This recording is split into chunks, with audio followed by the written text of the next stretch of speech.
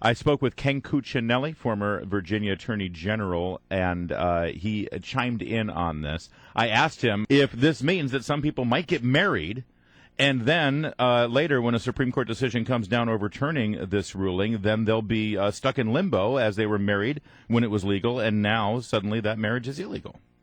The justice for this circuit is the Chief Justice Roberts, and I expect sometime before that time period runs, he will grant a stay in his role as the justice assigned to the Fourth Circuit for the same reasons that Justice Sotomayor did out west, and that is simply this is coming to the Supreme Court. There's no reason to introduce the kind of confusion you just described, and that it should await the outcome at the Supreme Court.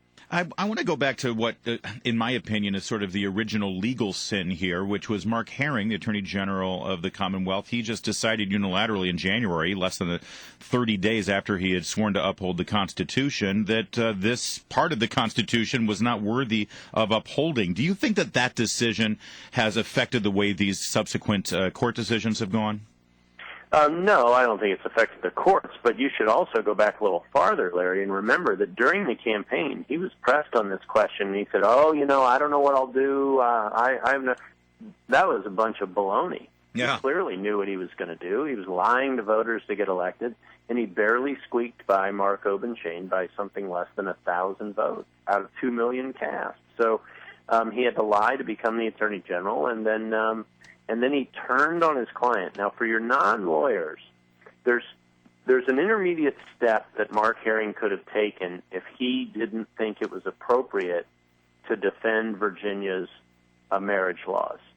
And that is simply to not defend them and to appoint another lawyer to stand in his stead. I had one instance of that when I was Attorney General. I believe the General Assembly passed an unconstitutional school takeover law.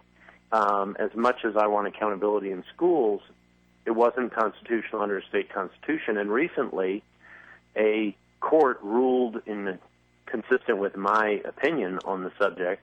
But what I did do was appoint a lawyer to defend the law.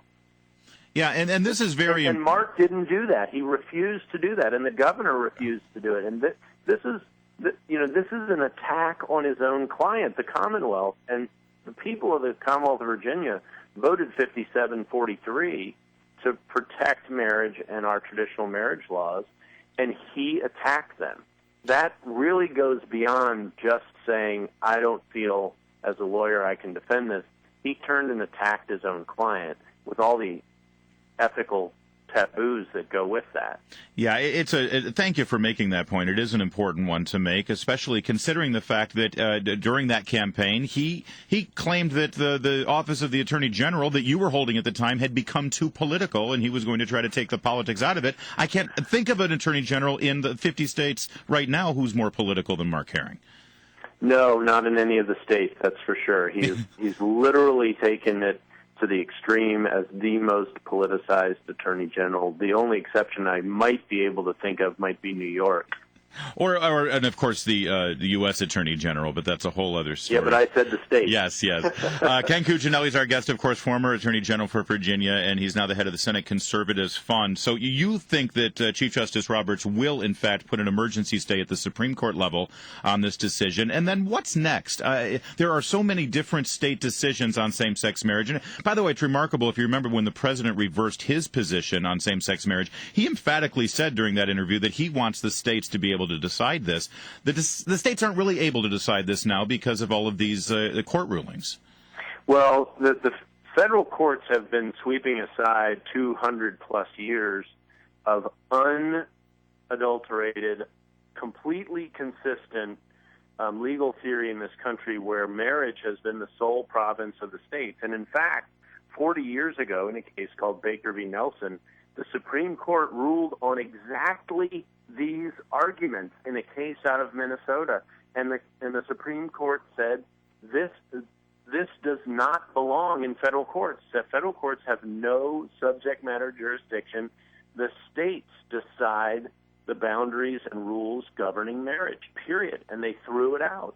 That's the exact same case. So unless the Supreme Court is literally going to reverse a ruling in this case, and I'll come back to Mark Herring on this in a moment, then the states are going to get to decide, and all the state constitutional amendments are going to be, and laws are going to be upheld. And I expect that is likely what will happen. Justice Kennedy is probably the swing vote on this, and he has been a rock-solid defender of federalism, and that is the right of the states to make their own decisions, and he has never wavered on that. Now, back to Mark Herring, there is a U.S. Supreme Court case on this. I just mentioned it. It is the only U.S. Supreme Court case on this subject, and that marriage case was brought on the very same basis as the one in Virginia, as the one in Utah, as the one in Ohio, and so forth. And yet he said he couldn't defend Virginia's Constitution. If he wasn't prepared to defend it, he shouldn't have run for the office. Yeah. But Mr. Cuccinelli, I mean, listen, you know Virginia law pretty well, being the former Attorney General. What do you say to the people who point to Virginia's history with interracial marriage, specifically the Loving case? I mean, you just suggested that there's... That's an excellent question, Larry. When the 14th Amendment was passed, it was part of the 13th, 14th, and 15th Amendments, which were ending slavery, making sure there'd be equality for black Americans, and making sure their voting rights could be protected.